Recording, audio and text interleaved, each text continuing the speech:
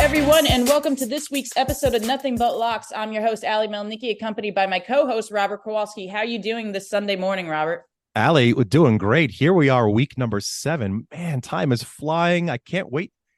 This is going to be a week that I really feel we're going to take a look and see just how much more of these favorites are going to keep coming in, Ali. I've never seen a run like this in many, many years. You and me both, because I am an underdog better.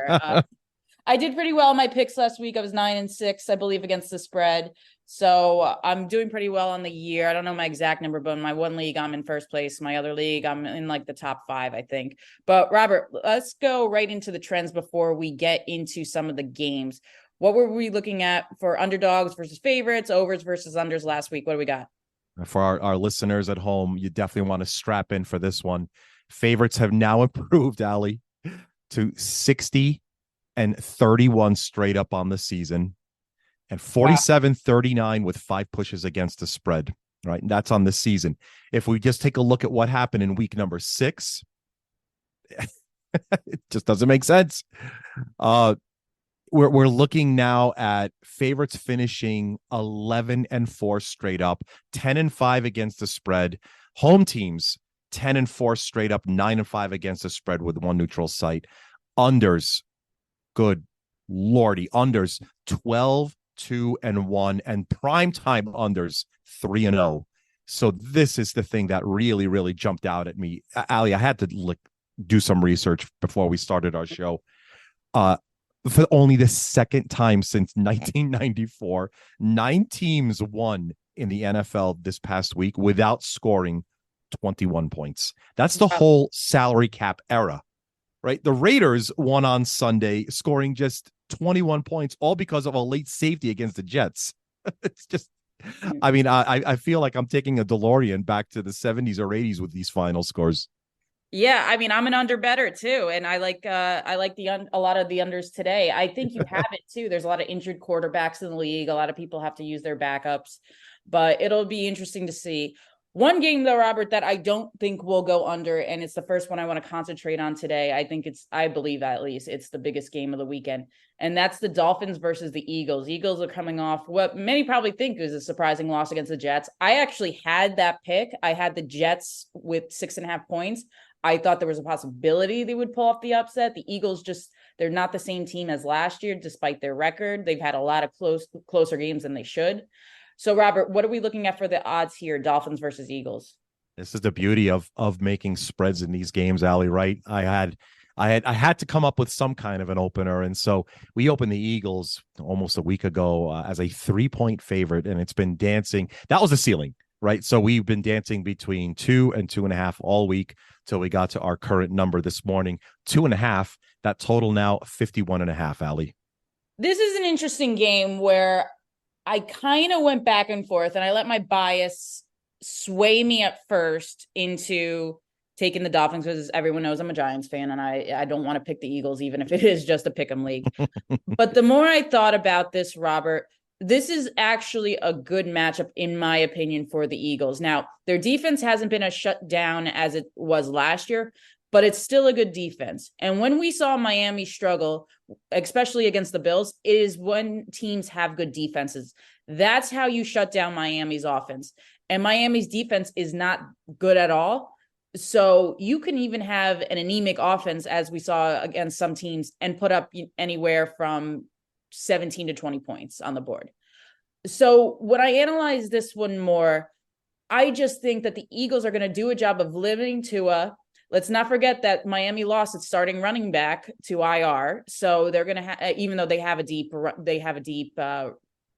field in the backfield, right? That kid's still Achon, right? His name is? Exactly. Yeah, he's on my fantasy team, which now he's on the bench. But he does make a difference for that team. So I think we're going to see that this Sunday, that the Dolphins are just going to be limited to what they can do on offense. And Jalen Hurts and the rest of the Philadelphia offense is going to be able to take advantage of that Miami defense. That is the main thing, in my opinion, that I believe is going to hold back the Dolphins from getting to the Super Bowl this year. What's your take on this game? I think that this is going to be the game of the week, and I'm glad that we're leading with it, Ali. By the way, let's say hello to some new Dolphins and some new Eagles. Chase Claypool, you're a Dolphin. Especially knowing that we've had some injuries. Of course, it happens every single place. We have them as an addition uh, on the Miami side. I have a feeling that at this point, if we take a look on the other, and by the way, Julio Jones, you're an Eagle. Yeah. So saying I hello, don't think he's ready to Philadelphia. suit up, is he, for this? Probably not. I mean, he's just really acquired. I don't know if Right. maybe he goes out and just gets a couple of reps, but uh, what we're looking at obviously is injuries, and that's the one thing I keep focusing on as we start heading into today. I've got a feeling Xavier Howard's probably not going to be 100%. That's not going to assist the Dolphins defense, which is kind of shaky to begin with. That's really not what the Dolphins are known for, though. They're known for putting up 30, 35 a game. This is going to be one of those games where we set the total as high as anyone on the board in week number 7. So with total 51.5, there's going to probably be an awful lot of scoring on this side. I really think that we're going to see, quite an explosion from Raheem Mostert on Miami. We're going to obviously see both Hill and Waddle healthy. Even though we did see Hill come, off to the sideline on one of his catches, didn't look like that was going to affect him at all as he's coming back for tonight's game. But Ali, if we're looking for a lean here, just from a betting perspective, if I had to put on my hat and go on the other side of the counter, that 51.5, I probably wouldn't be surprised if we see it even go higher as we see today's games go on by this morning. Yeah, I said at the beginning, I like the over for sure, but I do like the Eagles in this contest. And you mentioned the Dolphins running game. I think one of the most unsung heroes, if you want to call it, or the most underrated acquisitions of this offseason was the Eagles trading for DeAndre Swift, because he's been stellar for them, Robert. And I think that can make the difference. Miles Sanders, we look at over in Carolina, he hasn't done anything all year. No. No. So if there's an X factor in the game, I believe it's Swift. What about you? Yeah, that's a great point. Let's not forget about the Eagles side of the offense as well. Yeah, obviously, we're taking a look at how much depth they're going to have. Philadelphia on their side, DeAndre Swift, boy, was that an upgrade over Miles Sanders. He's been really, really electric when he's given the ball. And look, if you can line him up, go ahead, line him up in the slot. You might think that that's going to be a passing play. Well, guess what? You only have one of the most mobile quarterbacks in the league in Jalen Hurts. So very multifaceted. I really think it's going to help open up the game significantly. Again, the more I look at it, Ali, I really don't know if there's going to be much resistance on either side of the ball. And I think both of these offenses are going to be pretty explosive all day today. All right, let's move on to the next game, which I want to highlight, which I also think is one of the best games that we're going to see this weekend. And that's the Chiefs and the Chargers. We know about this rivalry. It always seems to be fireworks when these two teams play. You have Patrick Mahomes, Justin Herbert, I would say I would put them in the top 3 quarterbacks in this league, along with Josh Allen, if I had to make a list.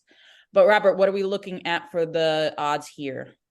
I didn't see a single move all week. It basically we're as equal as we can across the board on tickets and money count here, Ali. Chiefs 5.5, still the same number from our opener. The total, however, is where it dropped. This one was the highest, so at least tied with Miami and Philadelphia at 51. Well, it started to drop. It's now only 48. Pretty low for a Chiefs Chargers total.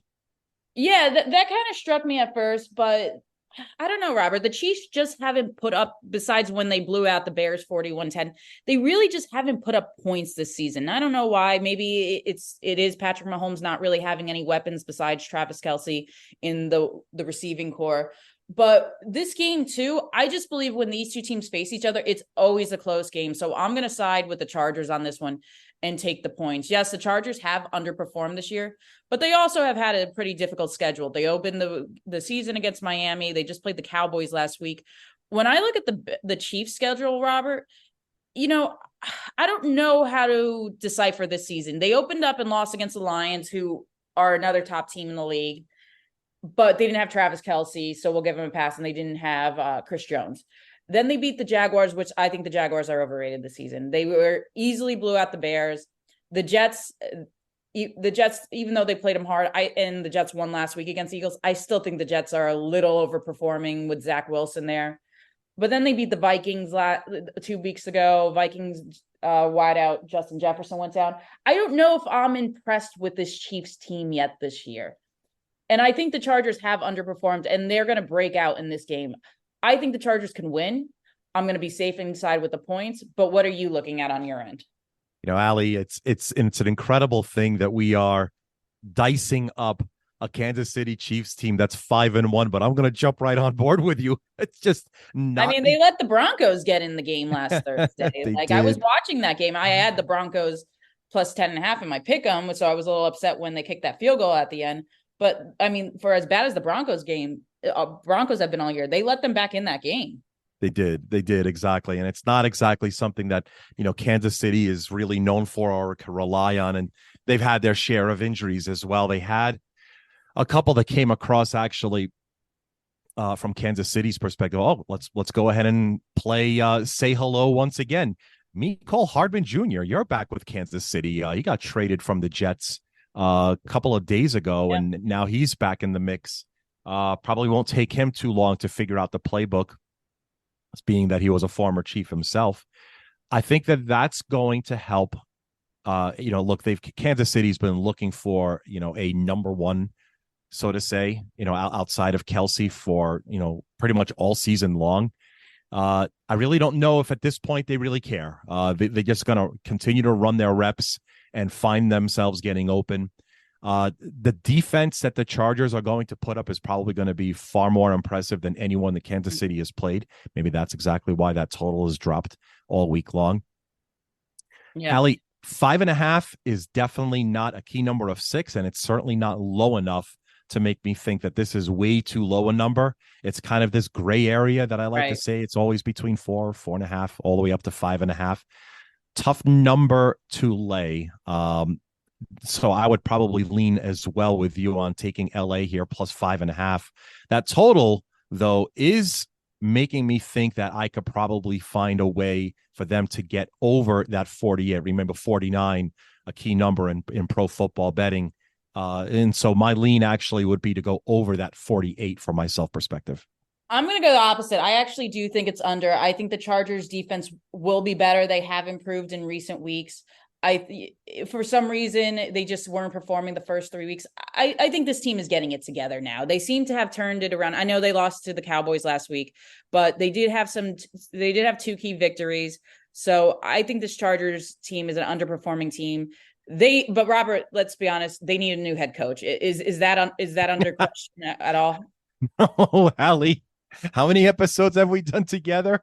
For the listeners at home that haven't checked our archives yet, I think Allie's been asking for the head coach of the Chargers for I don't know how many episodes now.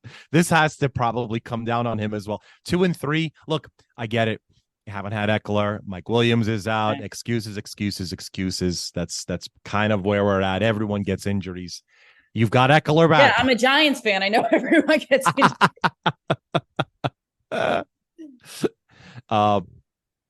I'm definitely not going to debate you on that. We can hot seat it as much as you want, and we could always start in LA. That's true. All right. Well, we're going to take a quick break, and when we get back, we have a few more games to highlight. Stay tuned. Hello, everyone. Welcome back to Nothing But Locks. We just got done analyzing Chargers Chiefs, but both Robert and I like the Chargers. Dolphins Eagles. I like the Eagles.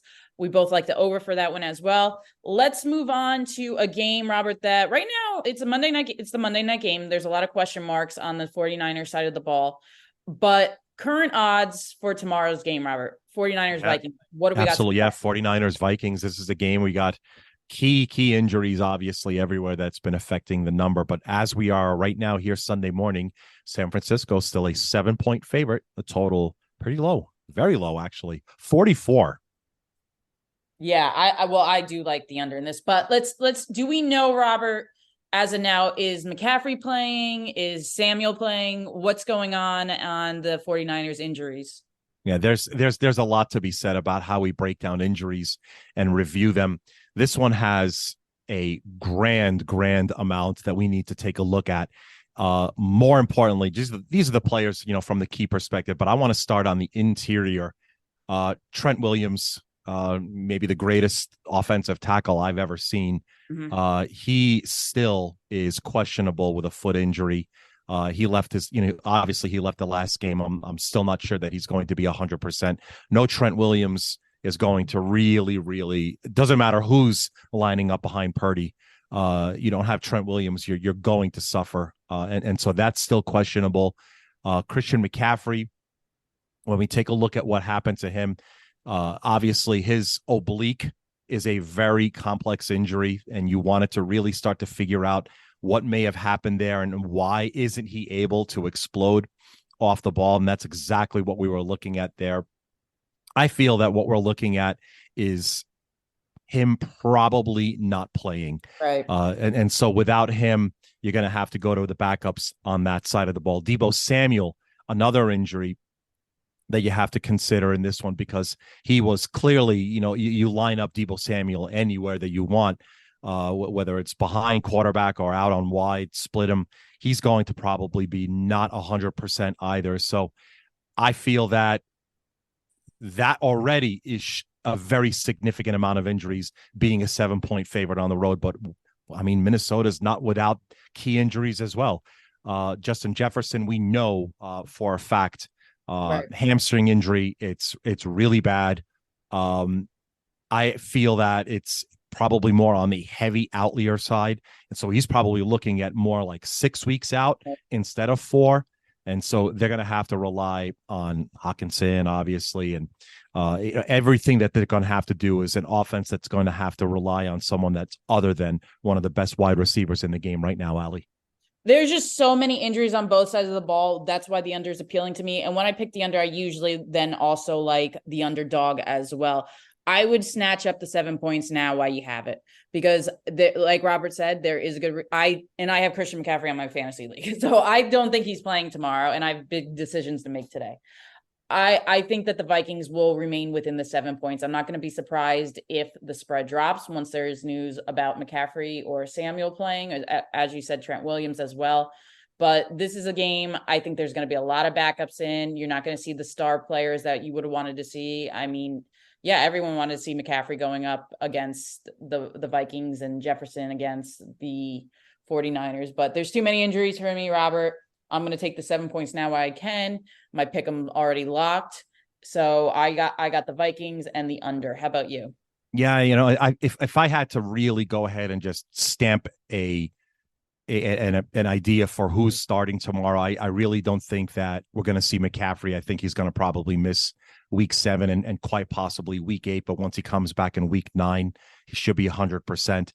Deebo Samuel, I feel typically, with an injury of his type, you're supposed to be out at least 1 week, maybe 2, but this is a whole nother kind of athlete. This is a next level kind of athlete. Right. So if I had to choose one or the other, I actually think we'll probably see Deebo Samuel play with a mild performance hit. If it just, I hope he just doesn't, catch one of those balls over the middle and just gets blasted in the center of the slot, because, with a shoulder injury, he gets hit high, and that's going to probably just put him out even longer.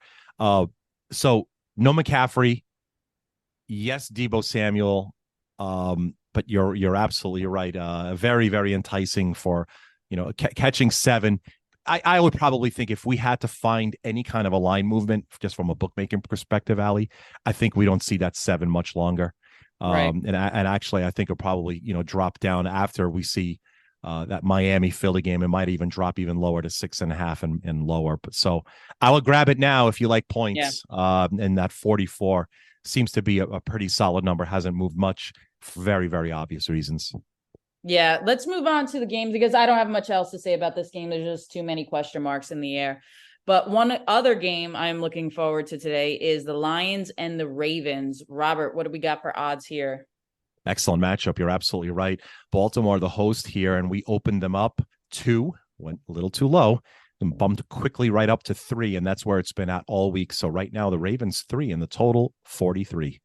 You know me, Robert. I've been loving the Lions since last year. Everyone called me crazy. I said they were going to surpass their win total. I said they would compete for a playoff spot. They did. They actually, I thought, could have gotten in, but Seattle beat the Rams the last game of the season on a questionable call. I love this Lions team. I think that they're going to be dangerous come postseason time.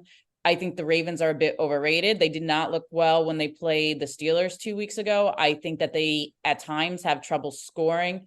They took advantage of a Tennessee squad that just really is not that good over in London. However, for this game, there is one significant thing that makes me change my mind why I'm going to side with the Ravens over the Lions, and that's the Ravens defense. I don't think that the Lions have seen a defense yet like the Ravens. Yes, they played the Chiefs week 1. The Chiefs have a very good defense, but missing Chris Jones was a major part of that, why the Lions were able to score how they did on offense. This to me, Robert, is one where I'm going to go and side with the Ravens just because I think that being at home, they're going to be able to limit Goff and all his other playmakers. Amon-Ra. They also have, I believe, David Montgomery's out for the game, and their rookie running back Gibbs. He hasn't really performed at all this season. I actually dropped him in my fantasy league.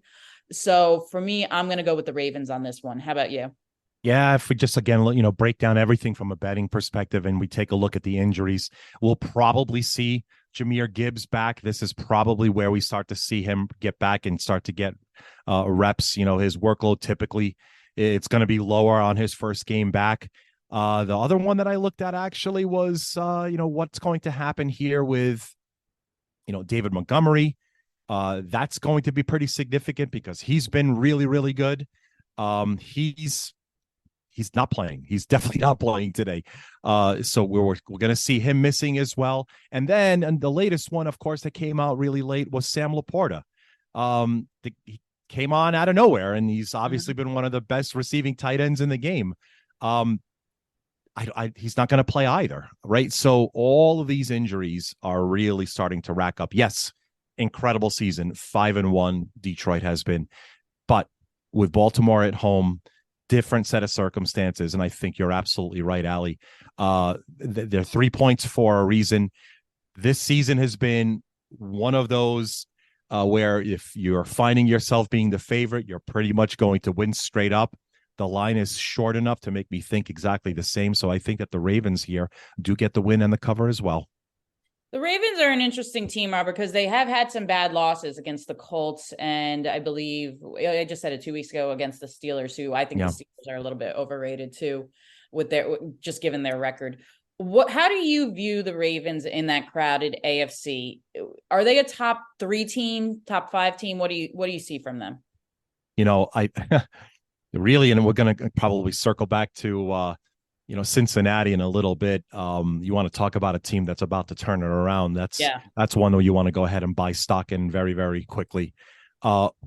I really think that Baltimore needs to pick up wins, and these division matchups are going to be ones that are going to be weighed very heavily as we get towards the latter part of the season.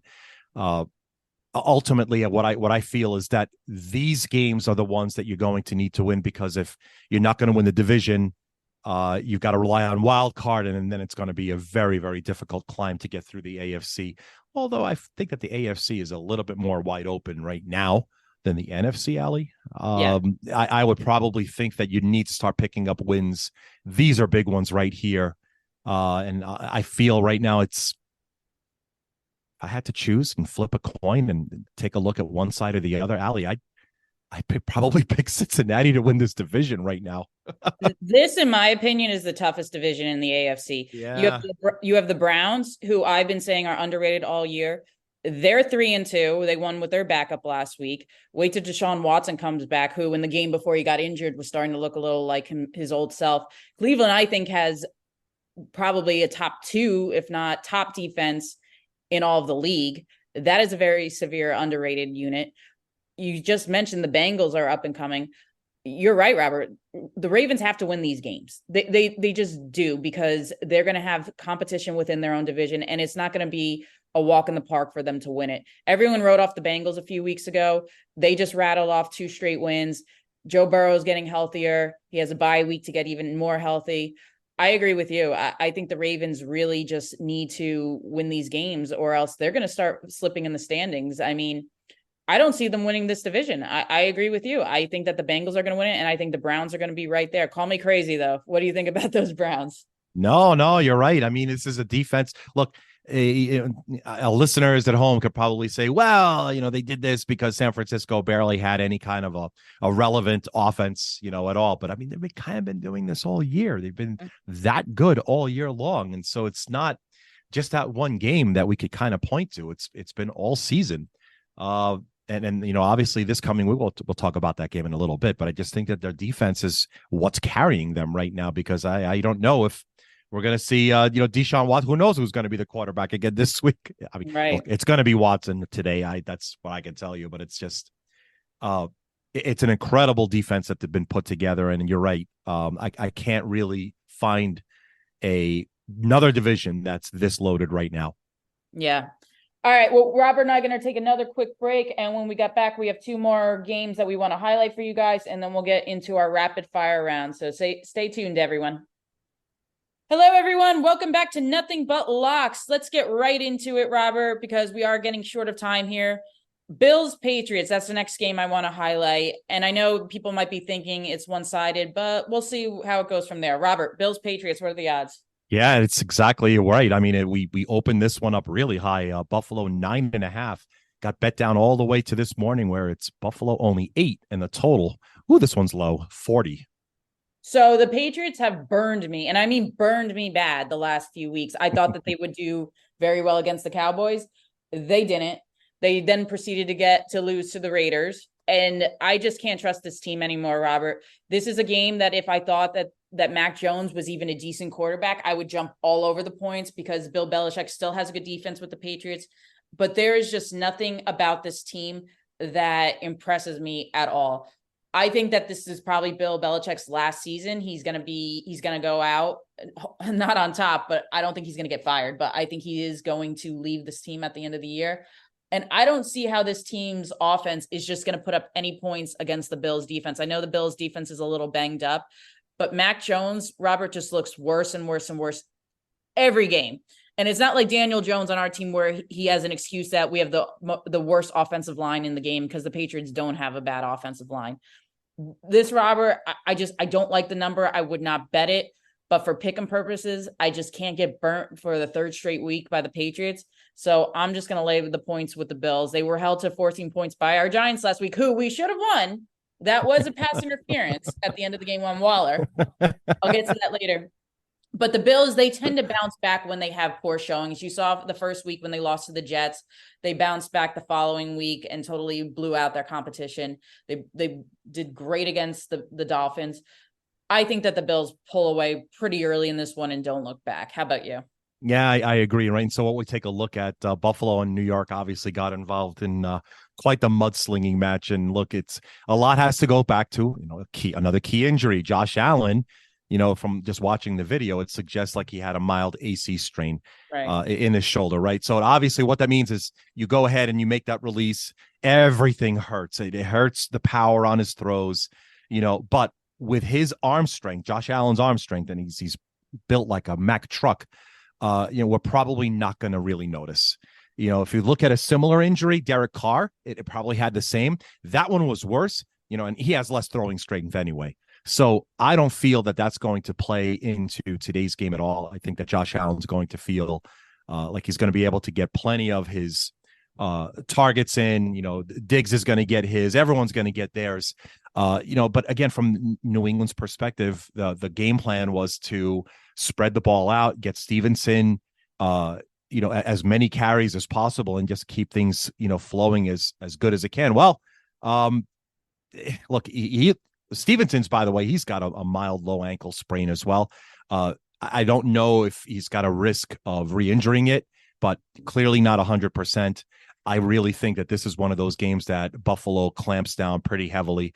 I don't think New England gets the double digits in points, so this one looks like a Bills cover easy for me. Yeah, and I'm going with the under on this one as well. I just don't see the Patriots scoring that much. Robert, what do you do if you're the Patriots? Do you try to salvage the season and trade for like a Kirk Cousins or someone else? Or do you just ride with Jones, maybe throw in Zappy there? And I hate to say it, but tank for Caleb Williams in the number 1 overall pick. What do you think? Yeah, it's exactly the latter, Allie. I mean, you nailed it. You're 1-5. Okay, so let's make some things perfectly clear. You're Yeah, not and making you're not winning your division. Like no, it no, it's no, not. no. You're Yeah, not winning the yeah. division. You're not winning the playoff. You're making the playoffs. That's gone. It's gone. The the current core that you have is gonna have to be addressed. And it's not, where would you always start, Allie? We always start a quarterback. You don't have one. You don't have one. You don't have a quarterback. It's not a question of, does he have the offensive line to protect him? Many might point to, well, I don't have a lot of targets. You do. You have plenty of targets. You're just not hitting them. And it's just, you're going to have to go and find your way into another quarterback and just build up again from the draft. Because if you don't have a quarterback, you don't have a team. Well, if I'm Robert Kraft, that's kind of what I do. The Tom Brady era ended a couple seasons ago. I think it's time for the Belichick era to end. Bring in a fresh new coach, let him draft the quarterback he wants, and just start over. Is there anything wrong with that? No, no, not at all. You're absolutely right. I mean, I don't know. Maybe you shouldn't have gotten rid of Brady. I mean, he did still win a Super Bowl when he left you. Right. You should have just kept him. You should have just kept him. You're right. A fresh new look is probably what's looking forward to in New England. Yeah, totally agree. Mac Jones is not the answer. I think his starts are limited. They'll Yeah. try Zappy. Maybe they'll bring in someone else off a practice squad or something. But Jones is. I don't think Jones has a starting job next year in the NFL anywhere. So that's my opinion. All right, the last game, Robert, I want to highlight. I had to do it. Had to do it. There wasn't too many other pickings from, but the Commanders and our New York Giants. What are we looking at today? It's been a game that I needed to find a place to settle. Washington, why open two, crept up to 2.5. Here we are Sunday morning and just a little bit before kick. 3. Washington is a 3-point favorite. The total super low, 37.5. And it's obvious Daniel Jones is out, right, Robert? Yeah, look, there's still a question as he's, attempting to get to warm. Obviously we're going to see the injury reports come out very, very shortly. It's I'm not seeing him playing. I'm going to go ahead on the record right now and say that to me, that report shows like he's got a muscle strain instead of a pinched nerve. So I wouldn't necessarily call it career threatening. But the very limited data that we saw, suggests that he's probably coming back in week number 9. So this is exactly why we're seeing Washington moving on their way up to a field goal right now, Allie. Until we get Andrew Thomas and John Michael Schmitz and like a decent offensive line back, I would not put Daniel Jones back out there. I would not that is quarterback suicide with what he went through the first 3 weeks of the season. Well, more than that, however many weeks of the season. Robert, this kid, and he gets so much trash talked about him, but he was playing behind an offensive line that he didn't even have a quarter of the second to get the ball out, and he's running for his life. It would be brutal to put him in that situation. It's kind of like when Tua had the concussion last year. Don't play him, like let him recover. Same thing with Daniel Jones. Until you get this offensive line back in shape, do not threaten your franchise quarterback. Well, potential franchise quarterback. He is signed long term. Well, short kind of long term. But I would not put him back out there. Now, going back to the game today, I think Washington's a beatable game. Tyrod Taylor looks pretty good. He seemed to have chemistry with the receivers. I've mentioned before, they should have beat the Bills last year. There was a little poor time management at the end of the game. Plus, there was that no call on the pass interference on Darren Wall, the last play of the game. The defense, Robert, finally looked like the defense that it should be. And going up against the Bills offense and limiting it to 14 points, they're going to have a much easier job against Sam Howell and the Washington offense. So this is a game, and I know I said it about a few other games this year that are winnable, but I honestly believe that with Saquon back, we will do enough on offense as long as our defense can step up, generate the blitz. Sam Howell struggles under the blitz, and I think actually we can pull out the win. How about you?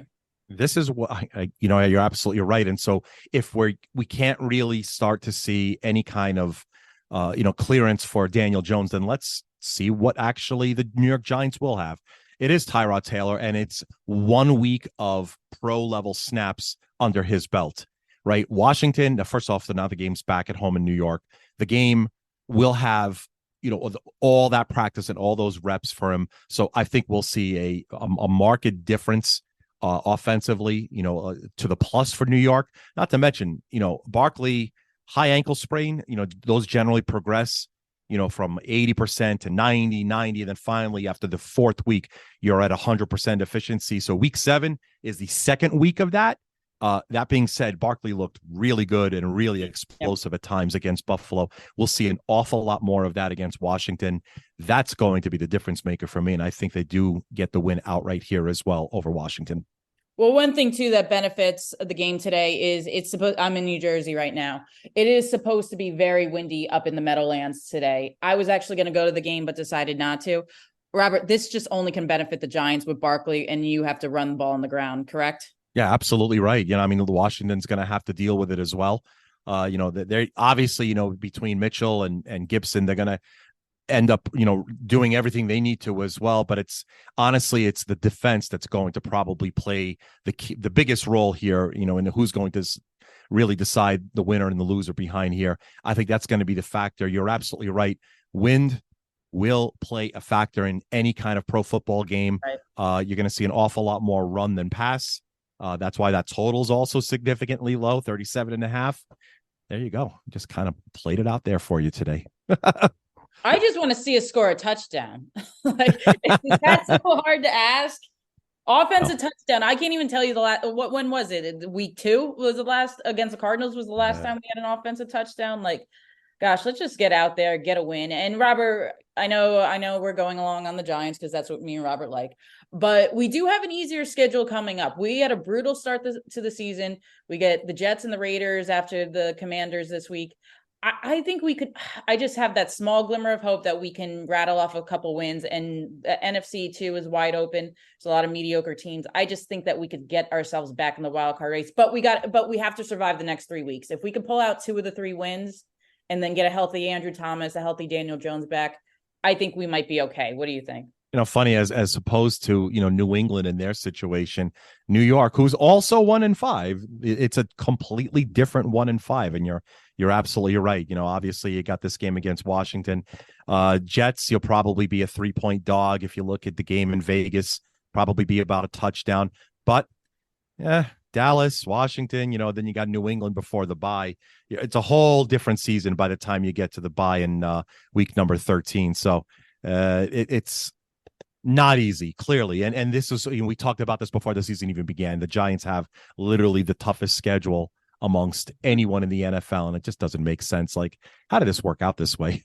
It's so many tough games all the way around, and I don't want to even get around to what's going to happen after the bye with games against Green Bay and then at Saints. Those are winnable Philly. Games, though. The Phillies, I don't know about that, but right. If they're healthy, the Rams are winnable. So it's not out of the question. It's not out of the question. No. It's not. You're right. It's not. All right. Well, Robert and I are going to take one more break, and then when we come back, we will do our lightning fire round, rapid fire round. Stay tuned. Hello, everyone. Welcome back to our rapid fire round. This is our favorite part of the show. We just keep going for the rest of the games on the slate this weekend and give a few quick sentences on our thoughts and our picks as well. You ready for this one, Robert? Let's go. All right. Falcons and Bucks. What do we got here? Tampa Bay 2.5 and the total 37.5. Another really low total, Allie. Tampa Bay coming off the bye week. Everyone knows that I do like Tampa Bay. I think that they are a little underrated. I picked them to win that NFC South division. Falcons are another one that has really surprised me with how they're playing. I think if they had mostly any other quarterback not named Desmond Ridder, they would be very much on top of the division. But in this one, Robert, I like the underdog here. I do like the Falcons. I think Baker Mayfield is very inconsistent, and they're going up against a very improved Falcons defense. On the other side, yes, Desmond Ridder does struggle, but I think they're going to incorporate Bijan Robinson a lot more in this game. They're going to go up against, if you watch that game with the Eagles and the Bucks a few weeks ago, the Eagles just ran right all over them. I think if they utilize Robinson, getting him in the game early, they're gonna maintain time of possession and win this one outright. What is your call on this one? I'll go ahead and just say, fool me once, shame on me. Fool me twice. You know how this goes. Yep. I can't rely on Ridder any longer. I do like Tampa here at home, especially rested off of the bye. 2.5, nice short number. I'm actually surprised it didn't creep all the way up to 3. So I'll take the home favorite here. Real quick, what do you think the Falcons are going to do? Are they going to trade for a quarterback? Because, Kirk Cousins, the Vikings aren't going anywhere this season, especially if Justin Jefferson's going to be out for the immediate future. Do you think they pull off a deal at the deadline and get maybe a better someone's backup somewhere, or do they trade for Kirk Cousins? What's your opinion? No, no, not in Atlanta. I do not see them looking to acquire anything more outside of what they've already done. Honestly, 3-3, they probably have to be patting themselves on the back, to be honest, and feeling pretty good about themselves. I really just don't think that they're going to be in the market for anything else here as we reach the trading deadline. All right, next one, Robert. Browns and Colts. Colts just received word that Anthony Richardson is out for the year. My bet against you, Robert's looking even better. Boo. Yes, and you're absolutely right. We opened this one up very, very early as pick, thinking exactly what we were going to see. We didn't really know how things were going to play themselves out, but here we are this morning.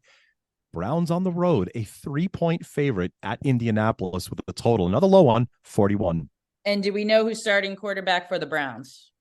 This does look like it's going to be Watson today. There's no injury connotation on him at all, and so he'll probably be there, ready to go. The shoulder doesn't look like it's going to cause too much of a problem for him as we get closer and closer to game time right now.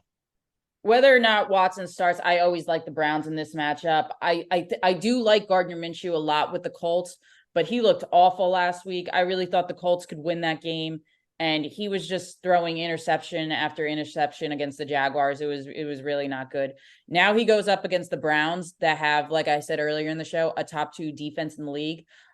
I picked up the Browns defense for my fantasy team for a reason this week. I think that the Colts are going to struggle against the Browns. The offense of the Browns are going to do enough that they need to do to win this game. I think that they win very comfortably here. Cleveland does. Robert, what about you? Yeah, and I'm going to have to side with you here as well. It's the defense that matters most here. I know that obviously everyone was taking a look and seeing what was going to happen with the return of Jonathan Taylor in Indianapolis, and we'll probably see an awful lot of run. Look, the Colts have a very good, well-balanced offense. But I really think that there's going to be an awful lot of disruption coming from Cleveland's defensive top 4, and that's going to make up the difference today.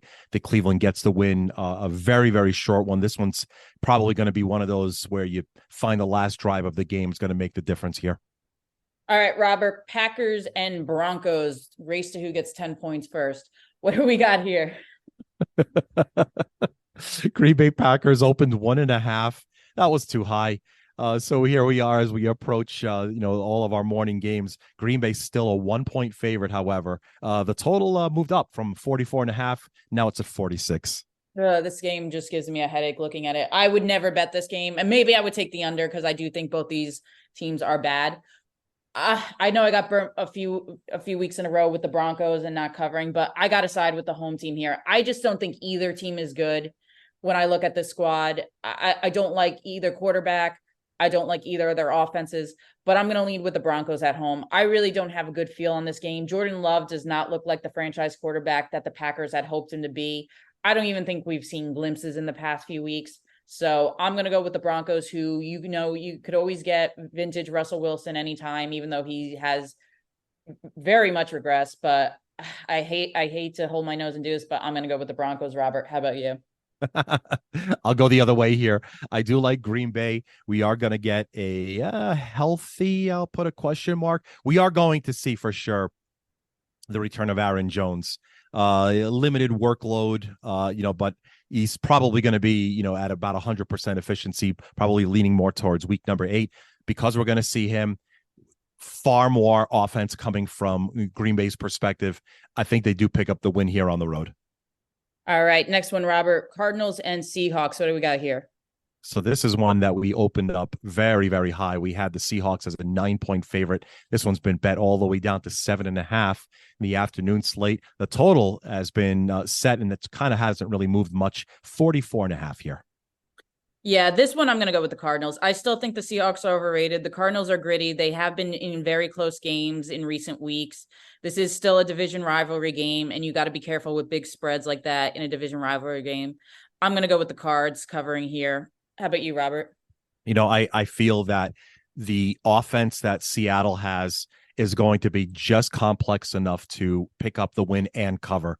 At 9, really wasn't too interested, but at 7.5, I feel that that's going to be enough of a cushion to get over that hump. Arizona's, look, outside of the one win that they had on the year, they really looked uh, anemic. Is probably the best word that I could use in their game against LA. I really don't think it's going to make much more of a difference as they head up further north into Seattle. So we're probably going to see another slow playing offense try and figure itself out as we move on to week number 7's games. All right, Robert. Steelers and Rams. What about this one? So Pittsburgh here on the road in LA. LA really starting to find their form here, obviously getting an awful lot healthier. Opened this one up 3, stayed at 3, and the total now 44.5. This is one, and I do think the Rams are dangerous now that they got Cooper Kupp back. But there's something about the Steelers team, even though I think they're a little overrated, that they can win this one, because I do like Mike Tomlin coming off a bye. I do like the way he coaches. I think that I believe they're getting Deontay Johnson back this week. Is that correct? He's likely playing. That's absolutely correct. So that's going to be a huge boost for their offense. I think this is going to be a back and forth game. I think it's going to end with a field goal. In that case, I'm going to take the points. How about you?